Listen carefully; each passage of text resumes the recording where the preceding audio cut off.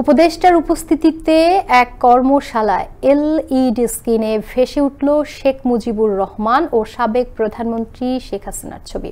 এ সময় সাংবাদিকদের প্রশ্নের জবাবে তড়িঘড়ি করে ঘটনাস্থল থেকে পালিয়ে যায় প্রাণী সম্পদ ও দুগ্ধ উন্নয়ন প্রকল্পের কোঅর্ডিনেটর। রংপুর বিভাগে 2 দিনের সফরে আসেন মৎস্য ও প্রাণী সম্পদ মন্ত্রণালয়ের উপদেষ্টা ফরিদা আক্তার। রবিবার সকালে প্রাণী সম্পদ ও দুগ্ধ উন্নয়ন প্রকল্প বিভাগীয় অগ্রগতি পর্যালোচনা কর্মশালায় সকালে অংশ নেন তিনি। এ সময় প্রকল্পের কোঅর্ডিনেটর গোলাম রব্বানীর সঞ্চালনায় সময় এলইডি স্ক্রিনে ভেসে ওঠে শেখ মুজিবুর রহমান ও সাবেক প্রধানমন্ত্রী শেখ হাসিনার ছবি। এ বিষয়ে উপদেষ্টা বলেন, এত মানুষের রক্তের পর যদি এদের ছবি এখনো থাকে তা কোনোভাবেই গ্রহণযোগ্য না।